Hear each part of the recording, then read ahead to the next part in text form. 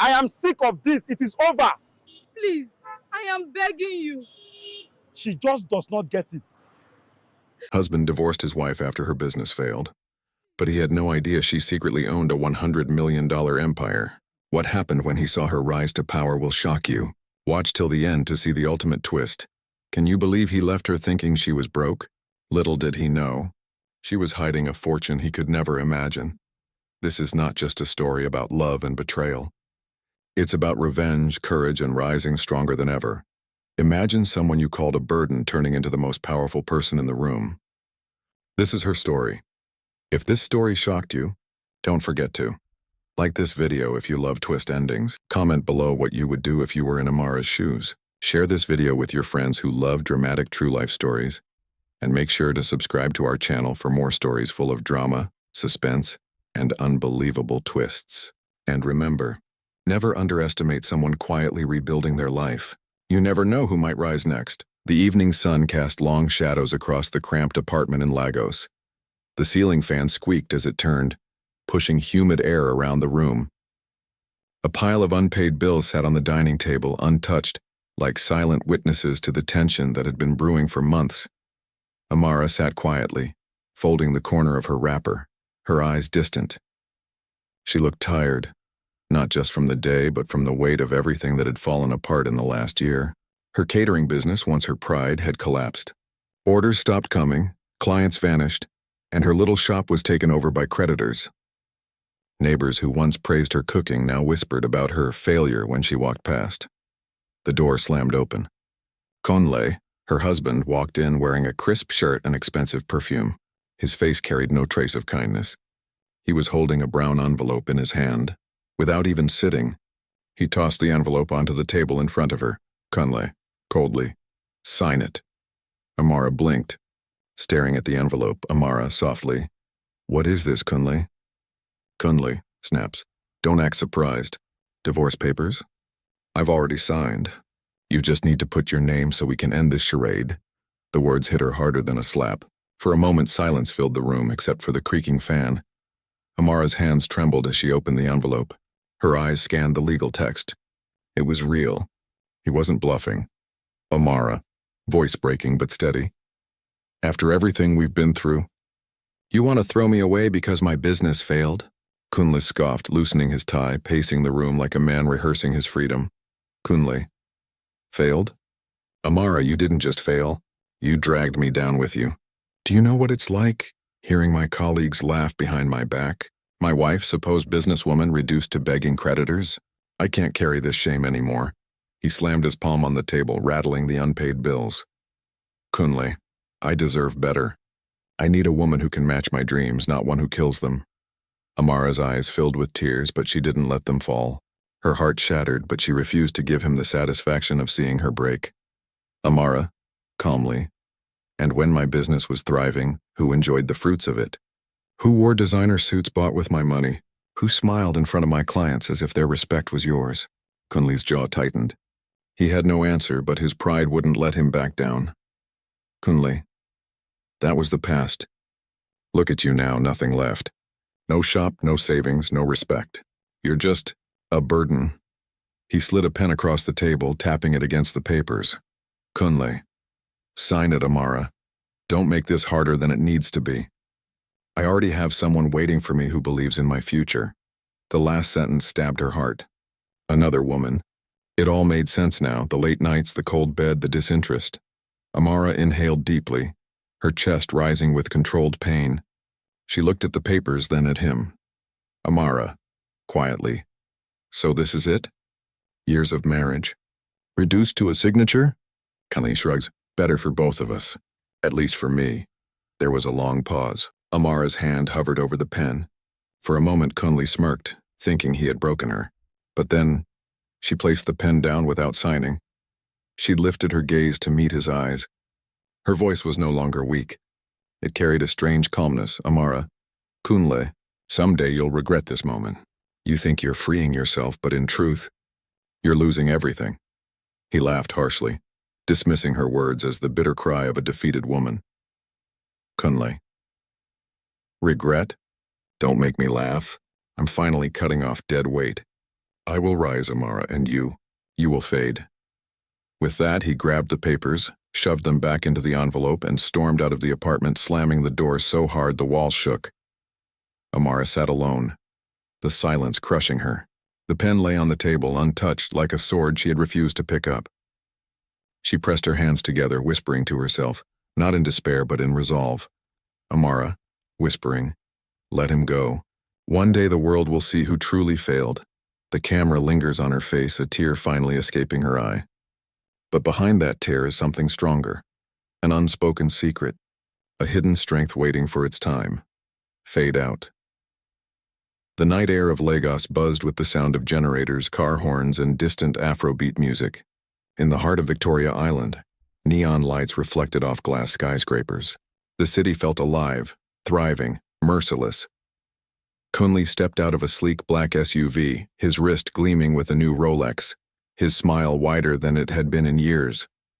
On his arm was a younger woman, dressed in a sparkling silver gown. She laughed too loudly at his jokes, her hand clinging tightly to him as if claiming him in public. The pair walked into one of Lagos's most exclusive rooftop lounges. Soft jazz played in the background, businessmen sipped cognac, and influencers posed for cameras.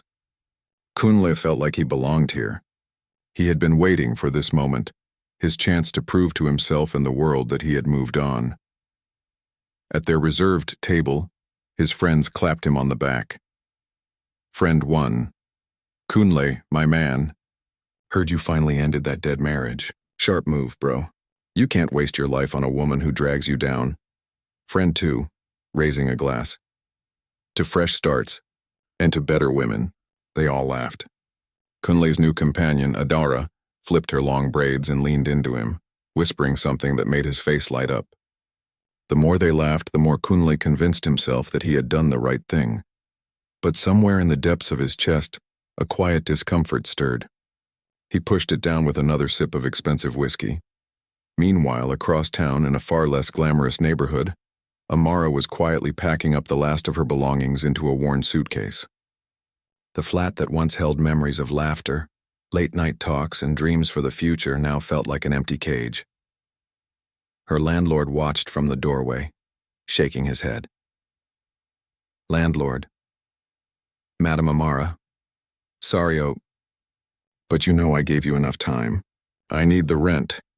Business is business. Amara nodded, no anger in her face, only calm acceptance. Amara. I understand. Thank you for being patient with me. She lifted her suitcase and stepped into the dark Lagos street, blending into the crowd of hawkers and commuters. She wasn't carrying much, just clothes, a few utensils, and an old photograph of her late mother. But in her eyes burned a fire no one else could see.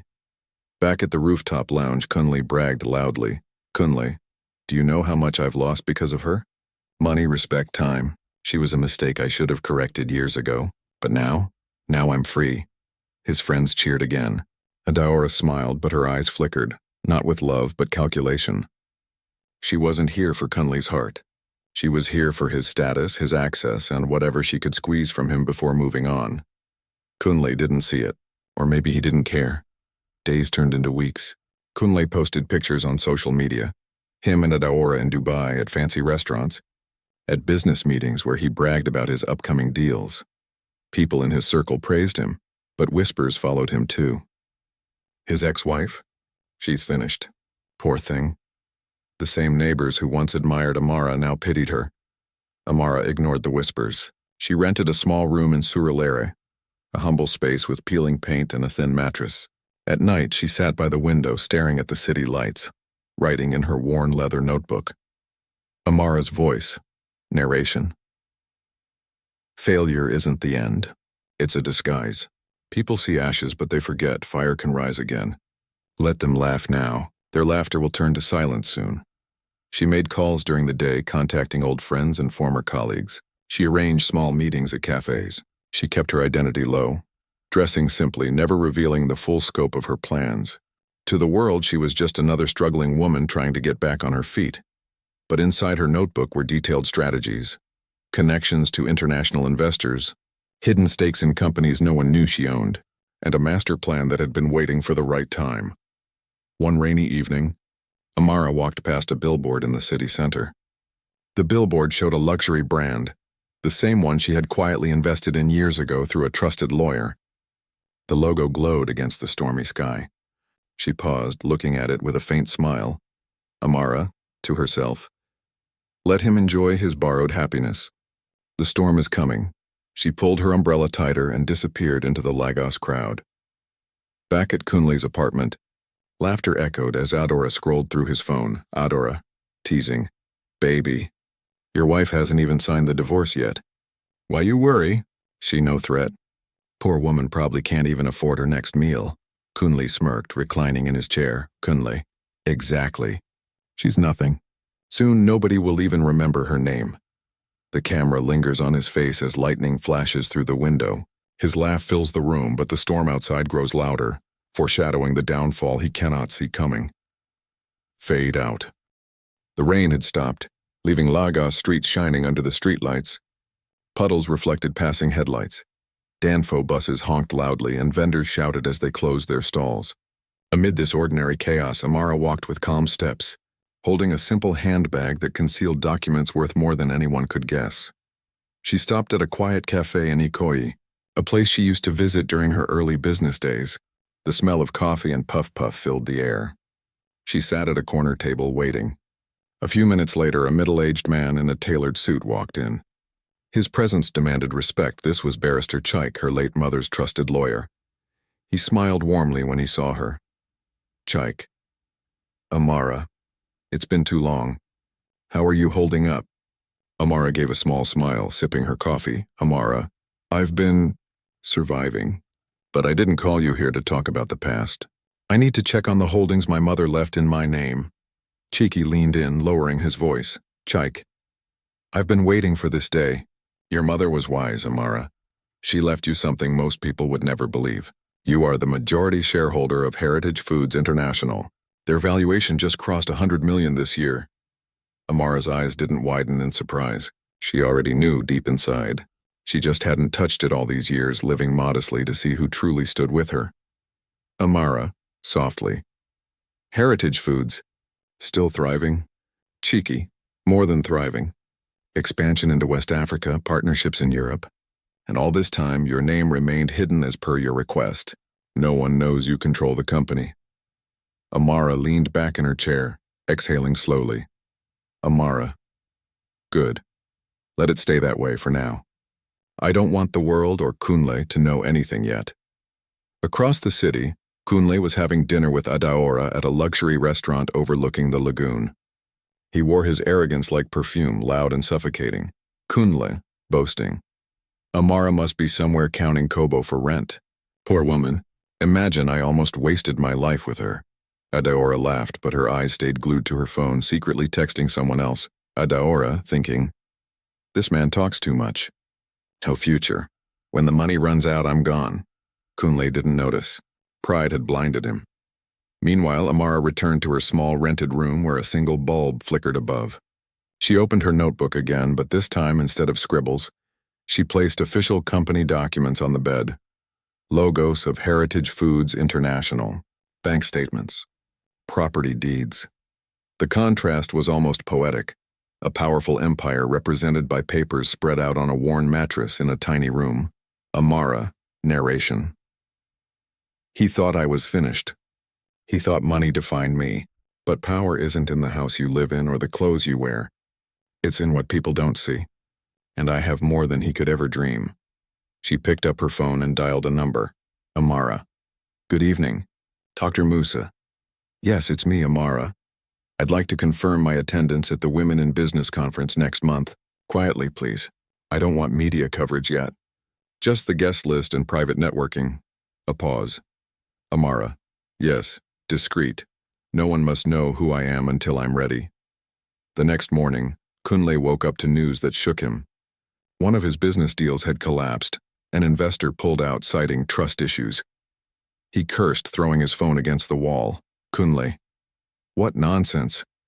How dare they back out on me? His friend tried calming him. Friend 1. Kunle, Lagos is tough.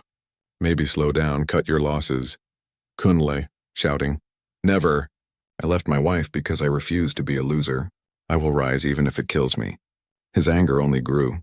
Adara, silently bored, began considering her exit plan. Back in Surulere, Amara prepared for her next move. She bought a modest laptop, nothing flashy, and set up meetings under the radar. She used a pseudonym when signing contracts, hiding her identity until the perfect moment. She attended small gatherings of women entrepreneurs, quietly offering advice, sometimes even funding small projects anonymously. People began to notice her wisdom and generosity. Though few knew her real influence, one evening, a young woman she helped whispered to her, "Young entrepreneur, Auntie Amara, you may not have much now, but the way you carry yourself, it feels like you're already a queen." Amara smiled, her eyes glistening. "Amara, one doesn't need a crown to be a queen. You'll see soon enough." Weeks passed. In Kunle's world, cracks widened. His debts increased, investors lost faith, and his lifestyle became harder to maintain. He sold one of his cars quietly, hiding the desperation from Adara. But in Amara's world, things shifted upward. Cheeky updated her regularly. "Cheek, your shares have doubled in value this quarter. If you choose to step forward now, you'll instantly become one of Nigeria's wealthiest women." Amara looked out the window at the crowded Lagos street. Vendors shouting, children running. "Amara, not yet. Let him sink first. When I rise, it must be when he is at his lowest. Only then will the lesson be complete." Her voice was steady, calm, but her eyes burned with quiet fire. The scene fades with Amara walking through Balogan Market in plain clothes, blending with the crowd. Vendors greet her warmly, unaware that the woman buying tomatoes for dinner secretly holds a $100 million empire in her hands. She walks past a newspaper stand. The headline reads, "Kunle Ventures faces financial trouble amid investor exit." Amara pauses, a faint smile curving her lips. Amara, whispering, "The storm has begun." The sound of Lagos traffic roared outside Kunle's office window, but inside the room everything was silent. Papers were scattered across his desk, contracts unsigned, phone buzzing with unanswered calls. Sweat gathered on his forehead as he read the latest email from one of his trusted partners. Email: "Dear Kunle, unfortunately, due to inconsistencies in your financial reports and recent rumors, we are pulling out from the project. We wish you luck." Kunle slammed his laptop shut so hard that the hinges cracked. Kunle, shouting, "Nonsense! All of them cowards.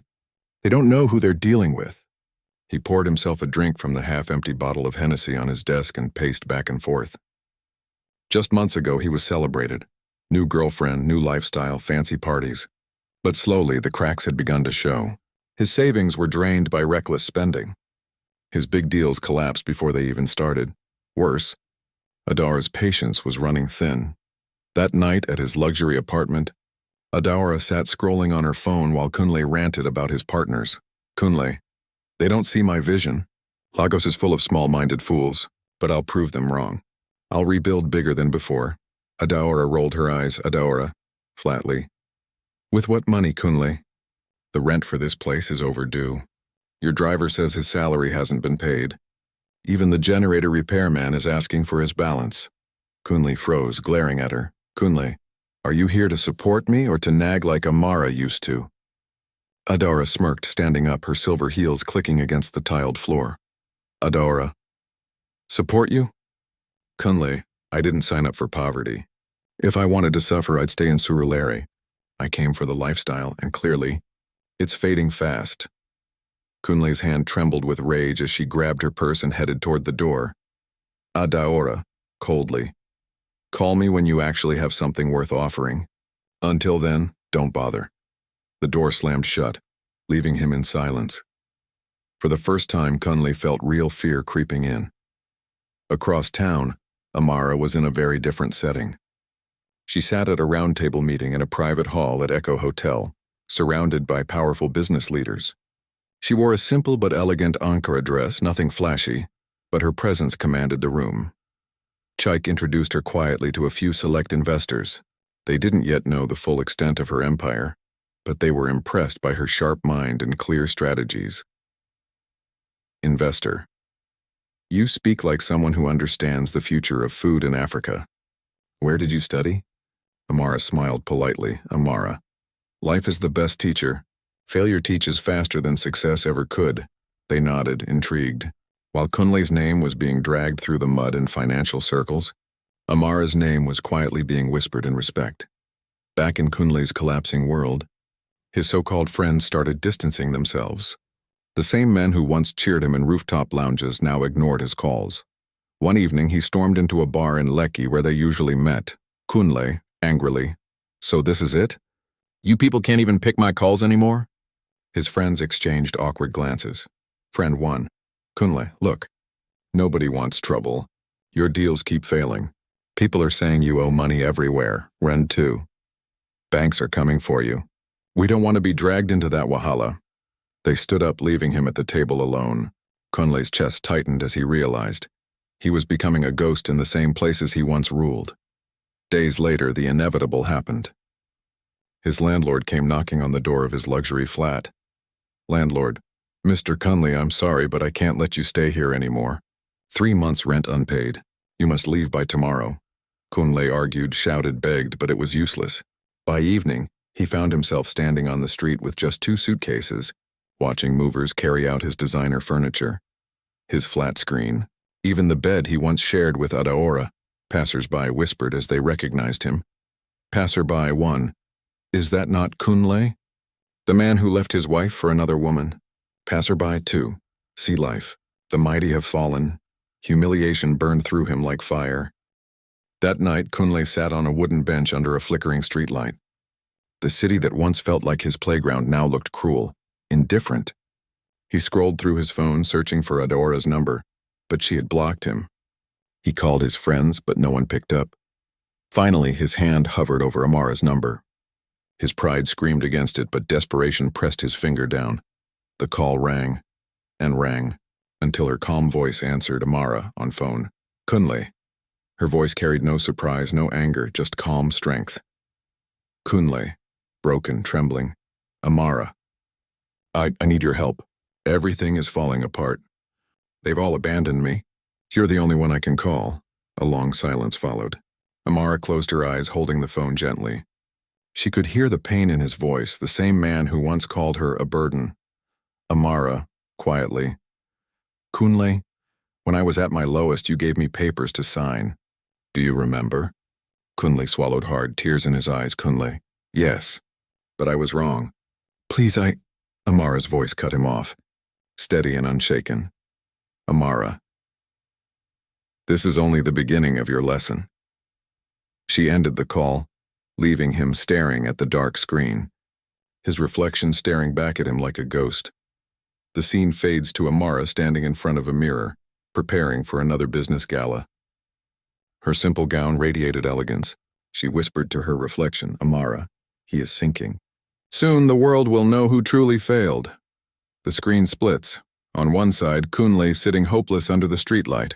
On the other, Amara stepping into a car headed for a grand hotel, her destiny rising. The ballroom of Lagos's most prestigious 5-star hotel glittered under chandeliers. It was the night of the annual Women in Business Gala, an event covered by every major media outlet. Wealthy men, powerful politicians, and international investors filled the room, sipping champagne, shaking hands, trading deals. But tonight the spotlight wasn't on them. It was on the women who had built empires from scratch, women who had carved their names in industries ruled by men. At the far end of the hall, the doors opened quietly. Amara entered, her steps slow but confident. She wore a flowing emerald green gown, simple yet radiant, the kind that made people turn their heads not because it was flashy, but because she carried it with grace. Her hair was pulled back in a sleek bun, her earrings glimmering under the light. People whispered as she passed. Guest 1. "Who is she?" Guest 2, "I don't know, but she looks important." Chiki walked beside her, offering a reassuring nod. "Chike, tonight is your night. Amara, the time to remain hidden is over." Meanwhile, across the city, Kunle sat in a cheap roadside bar, nursing a half-empty bottle of beer. His shirt was wrinkled, his shoes dusty. The air smelled of sweat, petrol fumes, and roasted suya. Around him, men laughed at football commentary on a cracked TV screen. Kunle didn't laugh. He scrolled through social media on his cracked phone. His feed was flooded with pictures of the gala, glittering gowns, flashy suits, wealth on display, and then his heart skipped. A trending photo. Amara, standing at the center of the red carpet, smiling faintly as photographers rushed to capture her. Caption: Mysterious entrepreneur Amara Johnson arrives at the Women in Business Gala. Kunli's jaw dropped. Kunli, whispering. Amara? No, it can't be. The men around him leaned over, peeking at his phone. Drunk man. Ah, that woman fino, and she rich too. See the way cameras they follow her. Kunli's hands shook as he scrolled further. Article after article, headline after headline. Meet the hidden CEO of Heritage Foods International. Amara Johnson revealed as majority shareholder of $100 empire, from obscurity to power. The untold story of Amara Johnson. His beer slipped from his hand, crashing to the floor. Back at the gala, the MC called Amara to the stage. Applause thundered as she walked gracefully, her heels clicking against the polished floor. She stood before the microphone, scanning the crowd. Amara, smiling faintly. Good evening, everyone. For many years, I lived in silence. People thought I had nothing. They whispered behind my back, laughed at my failures. Some even abandoned me when I stumbled. But what they did not know was that failure is only a mask. Behind it, power can hide until the right moment. The crowd grew still, listening intently. Amara, I stand before you not just as a businesswoman, but as proof. Proof that worth is not measured by what others see, but by what you choose to build even in the dark. She raised her hand slightly, and on the screen behind her flashed the numbers. Heritage Foods International, valuation $100 million. Gasps echoed through the hall. Cameras clicked rapidly. Amara, this empire is mine, and tonight I dedicate not just wealth but hope. A fund of $10 million will be used to support women entrepreneurs across Nigeria. Because no woman should ever be discarded simply because she stumbled. The room erupted in applause, people rising to their feet. Some clapped with admiration, others with awe, and a few with envy. Outside the gala, Kunli stumbled through the hotel entrance. He wasn't on the guest list, but desperation drove him.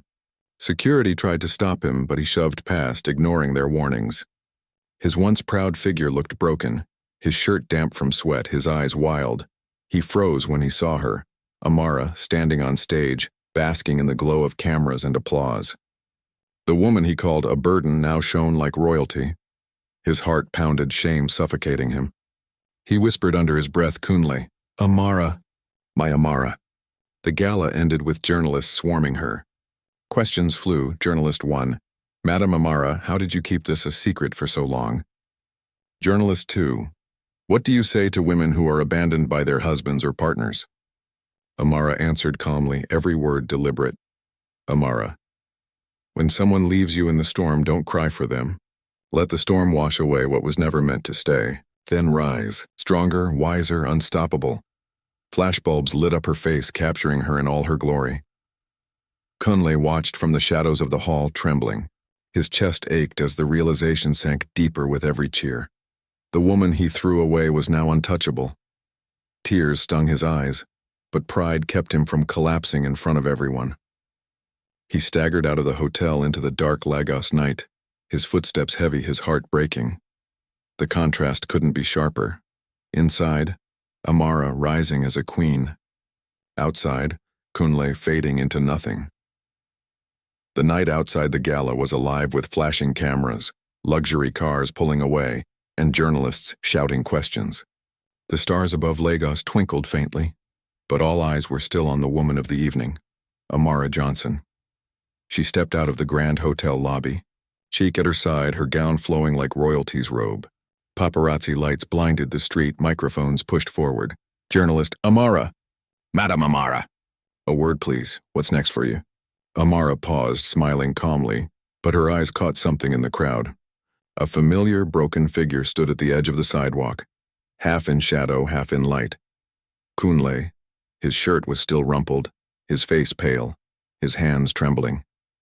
He looked like a man who had lost everything, pride, wealth, dignity. The crowd noticed him too. Murmurs spread. Guest 1, isn't that her ex-husband? Guest 2, the man who left her. God has a way of exposing people. Amara's chest tightened, but she did not flinch. She had expected this moment. Kunle staggered forward, his eyes glistening with unshed tears. Security moved quickly to block him, but Amara raised her hand slightly. Amara, let him through. Gasps spread through the crowd as the disgraced man approached the queen of the night. He stopped just a few feet away, staring at her with trembling lips. His voice cracked as he spoke. Kunle, Amara, I made a mistake. I didn't see you for who you truly were. I thought you were nothing without me, but you were everything. Please, forgive me. His knees buckled, and in front of the cameras, Kunle fell to the ground. Gasps echoed. Paparazzi cameras clicked faster. Journalists shouted for sound bites, and the world seemed to freeze in that single, humiliating moment. Amara's eyes softened, not with love, but with clarity. She stepped closer, her heels clicking against the pavement. She spoke not just to Kunle, but to the dozens of cameras, the world watching live. Amara. Kunle, once I begged you not to give up on me. I cried, I pleaded, I tried to prove my worth to you, and you chose to throw me away like trash when I stumbled. But look at me now. She gestured around her, the cameras, the gala, the people applauding. Amara, I do not rise to take revenge. I rise to remind women everywhere. You do not need a man who cannot see your light. You do not need someone who runs when the storm comes. You only need yourself, your strength, your faith. The crowd erupted in cheers. Women clapped loudly, some wiping tears from their eyes. Kunle sobbed on the ground, ashamed. Kunle, desperate whisper. Please. Take me back. Give me one more chance. Amara's expression hardened. Her voice dropped low and firm. Amara, no, my empire is not a second chance for your pride. You left me when I was broken. Now I leave you to face what you chose. Cameras flashed. The world recorded the moment. An abandoned woman turning into an icon of power, refusing to bow to the man who once broke her. Amara turned away, walking toward her waiting car. Cheeky opened the door, his eyes glinting with pride. Before stepping in, she looked back one last time at Kunle. Not with hate, not with pity, but with finality. Amara. Goodbye, Kunle. May you learn that a crown once thrown away will never again sit on your head. She entered the car. The door shut. The luxury vehicle drove off into the Lagos night, cameras chasing it down the street. Kunle remained on the pavement, surrounded by flashing lights, his tears glistening like broken glass under the cameras. A man who once thought he had everything, now left with nothing, not even dignity. Moral of the story is never underestimate the strength of a woman you abandon. Her silence may be the seat of her empire.